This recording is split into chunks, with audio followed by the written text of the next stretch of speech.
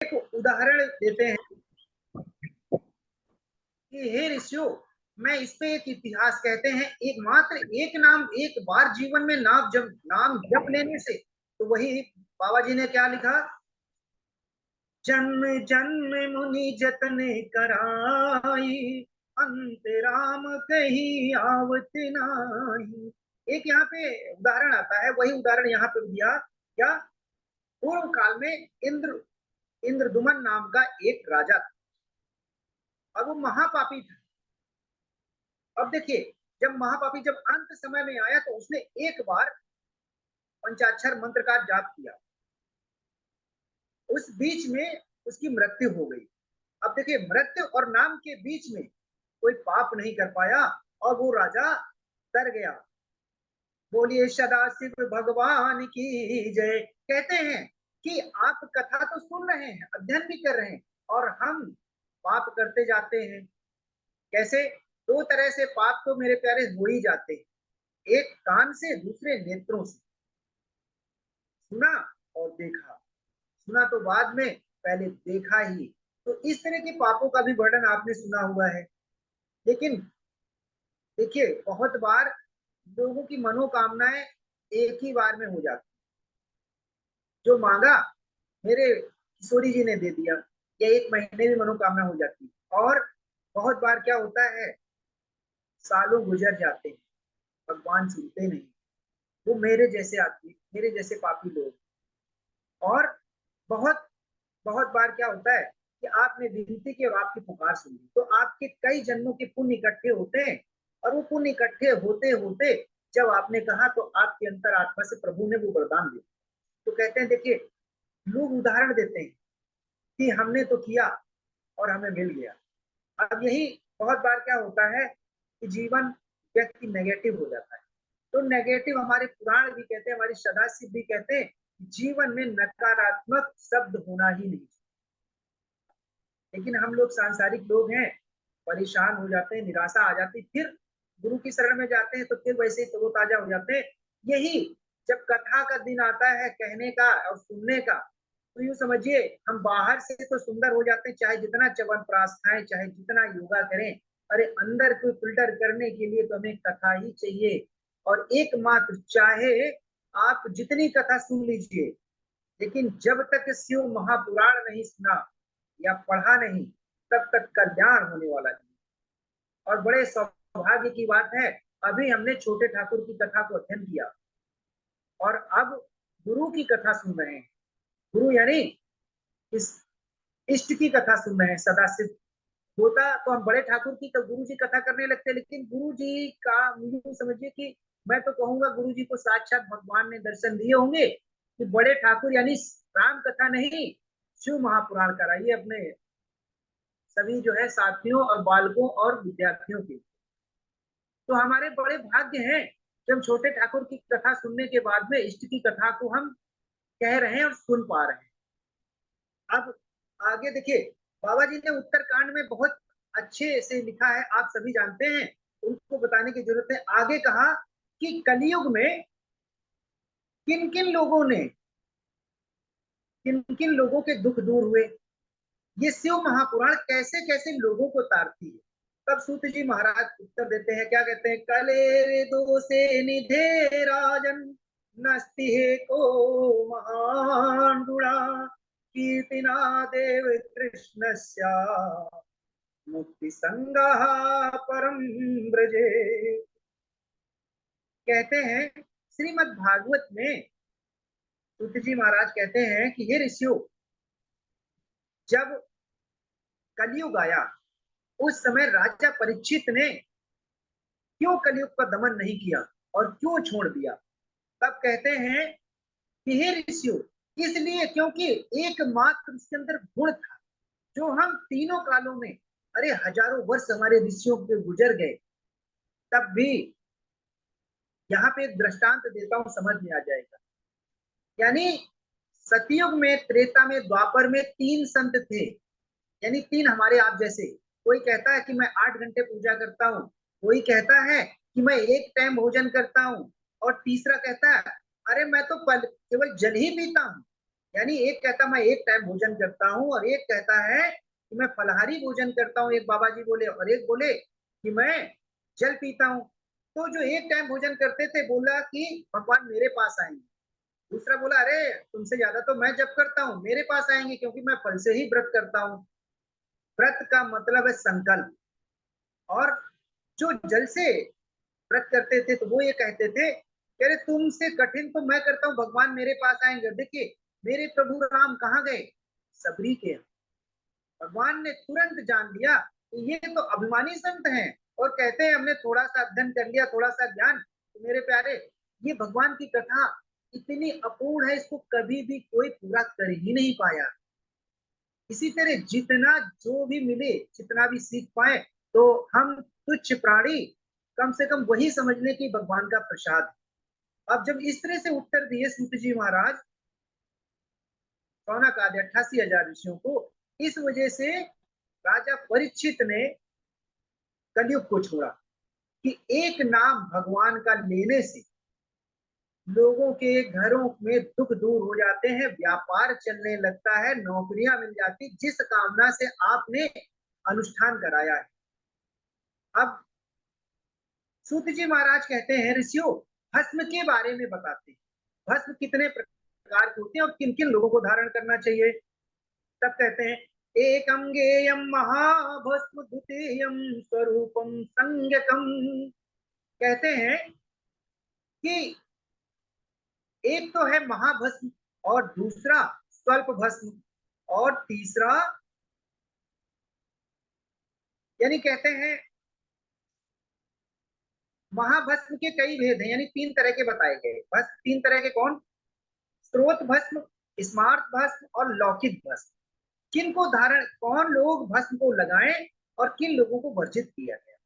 कहा गया कि लौकिक भस्म जो है कोई भी लगा सकता है, लेकिन महाभस्म जिसको बताया गया स्रोत और स्मार्त, जहां तक मैंने सुना है कि ये महाकाल में सदाशिव आते हैं और वहां पे बड़े बड़े संत होते हैं, चिता की राख को ही महाभस्म कहते हैं। तो जो भी हो अलग अलग है। अब इसी तरीके से यहाँ कहा, यानी भस्म कोई भी धारण कर सकता है, लेकिन भस्म कौन सी शुद्ध होगी उसके बारे में मैंने सुना है। क्या बाद में कथा पूर्ण होने के बाद में गुरुजी पुष्टि करेंगे। कहते हैं देसी गौ माता के गोबर से बना हुआ कंडा जो होता है, कहीं कहीं उपला भी बोलते हैं, जब उससे आहुति घी की देते हैं आप, 4 गिलास 5 गिलास, अन्न नहीं पड़ना चाहिए, उससे जो भस्म बनती है वो सदाशिव को लगानी चाहिए शिवलिंग पे, और वही मत्थे पे धारण करनी चाहिए। वही जो है लौकिक भस्म कहते हैं, और वही शुद्ध भस्म है। और बाजार की भस्म तो कैसी होती है, किस तरह बनाई जाती है, मुझे पता नहीं, आई डोंट। लेकिन जहां पे आपका भरोसा हो वो कर सकते हो आप। लेकिन संतों आचार्यों ने यही बताया। आगे पार्थिव शिवलिंग के निर्माण, पार्थिव शिवलिंग किस तरह से बताएं, इसकी विधि भी बताई। इसकी विधि में कहिए थोड़ा सा बताता हूँ। देखिए पार्थिव शिवलिंग किस तरह से बनाया, तालाब की मिट्टी या कहीं खेत की काली मिट्टी मिल जाए, और जहां पे बांबी होती है उसमें क्या मिलाना चाहिए, बांबी की मिट्टी। यानी बांबी जैसे गांवों से जो लोग बिलोंग करते हैं वो जानते होंगे, यानी सांप के कोई बिल नहीं होते, सांप तो हमेशा दूसरों के घरों में रहते हैं। तो बांबी होती है, उसकी मिट्टी को लाके उस खेत की लाई हुई मिट्टी में मिलाना चाहिए, कंकड़ पत्थर नहीं होने चाहिए, और चूल्हे की राख मिलानी चाहिए। इसके बाद में आप जौ और अच्छत पिसा हुआ, ये 5 चीजें मिलानी चाहिए, और तब जाके आप पार्थिव शिवलिंग का निर्माण कर सकते हैं। इसके बाद सूत जी महाराज क्या कहते हैं, रुद्राक्ष के बारे में बताते हैं। रुद्राक्ष सदाशिव के जो नेत्रों से जो जल टपका था उससे वृक्ष तैयार हुआ, और अलग अलग जगह पे, कहाँ पे, यानी वृंदावन में, हरिद्वार में, और प्रयागराज में, अयोध्या में, यहाँ पे वृक्ष प्रकट हुए जो सदाशिव के नेत्रों से जो जल अश्रु गिरा। पुष्टाभ्याम चारु चक्षुभ्याम पतिता जल बिंदवा तच्छ्रास बिंदितो जाता रक्षा रुद्राक्षम संग का। वहां वहां पे पैदा हो गए। और कहते यहाँ पे महिमा बताई गई, 14 मुखी तक रुद्राक्ष होते हैं। और यहाँ पे बताया कि आगे तो बताया अगर 1100 रुद्राक्ष धारण करने वाला कोई व्यक्ति मिल जाता है और त्रिपुंड धारण किए, तो समझिए साक्षात सदाशिव के दर्शन हो। कहते हैं इस कलकाल में भगवान उतर के नहीं आएंगे, यही नर रूप में ही, संत के रूप में, भक्ता के रूप में ही भगवान दर्शन। आगे यहां तक ये बताया कि 100 रुद्राक्ष की माला के लिए अलग बताया, 3 रुद्राक्ष के बारे में बताया, यानी टोटल 1100 रुद्राक्ष धारण अगर करता है, यानी कान में, गर्दन में, हाथ में, कमर में और कोहनी में, इस तरीके से। आगे बता कि एक मुखी रुद्राक्ष जो धारण करता है, ऐसे रुद्राक्ष नहीं धारण करना। अभी तक हम तो यही जानते थे कि रुद्राक्ष लीजिए और धारण कर लीजिए, जैसे विश्वविख्यात वक्ता है, सभी जानते हैं उनका नाम और देते हैं, लेकिन ये नहीं बताते हैं। और कैसे, जब हम सब लोग गुरु के माध्यम से सीखेंगे तभी बता पाएंगे। क्योंकि रुद्राक्ष और तुलसी, देखिए एक चीज बहुत अच्छी बात, रुद्राक्ष तो सदाशिव के नेत्र से प्रकट हुए और तुलसी मैया हमारे वृंदावन बिहारी के कन्हैया के नेत्रों से जो जल टपका ना, उससे तुलसी माता का प्रकट हुआ है। तो दोनों की महिमा अपरंपार है। और यहाँ बताया गया अगर गुरु का मंत्र हम तुलसी माला से जाप करें तो करोड़ गुना फल मिलता है। आगे बताया एक मुखी रुद्राक्ष अगर आप धारण करते हैं तो ओम ह्रीम नमः नाम लेके, और 2 मुखी रुद्राक्ष आप धारण करेंगे ओम नमः। इस तरह 3 मुखी रुद्राक्ष धारण करेंगे ओम क्लीम नमः। 4 मुखी रुद्राक्ष धारण करते हैं तो 4 मुखी रुद्राक्ष कौन धारण करे, उससे फल क्या मिलता है, इसकी महिमा अलग। पंचमुखी रुद्राक्ष कहते हैं कि जिन बालकों की बुद्धि ना हो उनको पंचमुखी रुद्राक्ष धारण कराया जाए, और उनके घर के लोग नहीं बोल पाते हैं तो किसी के माध्यम से या किसी आचार्य के माध्यम से बुलवा उनको कुछ दक्षिणा देके पंचमुखी रुद्राक्ष धारण कराया जाए और ओम ह्रीम नमः का जाप करते हुए कम से कम एक माला का जाप, जब आचार्यों को बुलाएंगे तो कर देते हैं। इस तरह से 14 मुखी रुद्राक्ष होते हैं। और बताया गया कि 7 मुखी रुद्राक्ष के बारे में, यानी धन की कामना हो। जैसे सभी कहते हैं मेरे पास बहुत धन है लेकिन मेरे पास तो कुछ नहीं, मैं तो साफ साफ कहता हूं सभी से, लेकिन मुझे भी 7 मुखी रुद्राक्ष मिलेगा तो मैं 7 मुखी रुद्राक्ष धारण करूंगा। हाँ, गुरु की कृपा से ज्ञान है तो उस ज्ञान की कृपा से बोलता हूं। कहते हैं जब 7 मुखी रुद्राक्ष धारण करना है तो ओम हूम नमः का जाप करेंगे और एक माला का जाप करके धारण करें। इस तरह से 14 मुखी रुद्राक्ष के बारे में बताया गया। फिर कहा गया जो लोग इन रुद्राक्षों को लेके ऐसे ही धारण करते हैं तो कहते हैं कि यानी 14 इंद्र का जो काल कल्पांतर होता है उतना नरक में वो आदमी पड़ जाता है। यानी जो समझिए मोटी भाषा में कि बिना मंत्र के अगर आपने रुद्राक्ष धारण किया तो आपके किए हुए पुण्य समाप्त हो जाते हैं और जो परिणाम मिलेगा वो तो कन्हैया ही जाने। बिना मंत्रेण यो धत्ते रुद्राक्षम भुवि मानवा याति नरकम घोरम यादवान इंद्रिया चतुर्दशा।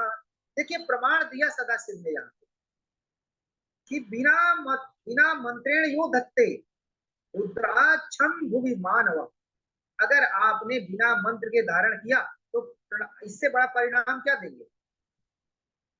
अब कहते हैं फिर सूत जी महाराज यहाँ पे कह रहे हैं, क्या कह रहे हैं, भस्म रुद्राक्षम धारी शिव भक्ता सोचते पंचाक्षर जपा सत्या और मुखे। रुद्राक्ष धारण कर रहे हैं, 108 माला का जाप कर रहे हैं, लेकिन पंचाक्षर मंत्र को भी बोलना है। पंचाक्षर मंत्र तो बहुत सरल है, ओम नमः शिवाय। ये समय भी पूरा हुआ, हम यहीं पे वक्तव्य को विराम देते हैं। यह शिव महापुराण, यह शिव महापुराण, यह शिव महापुराण। ओम नमः शिवाय, ओम नमः शिवाय, ओम नमः शिवाय। हरि हरि महादेव, हरि हरि महादेव, हरि हरि महादेव। बहुत गुरु जी सुंदर, कथा बहुत बढ़िया। अभी हमारे नंद किशोर जी बहुत बढ़िया वक्तव्य कर रहे थे। ठाकुर जी की सदाशिव की कृपा इन पर बनी रहे। हर बार ही इनका वक्तव्य बहुत अच्छा होता है, बहुत अच्छी तैयारी रहती है, और बोलने की जो शैली है वो बहुत बढ़िया है, समझाने का प्रयास करते हैं, चरित्र को बड़ी सरलता से प्रस्तुत करते हैं। सदाशिव की कृपा बनी रहे और ऐसे ही चरित्रों को आप गाते रहें। बहुत अच्छा।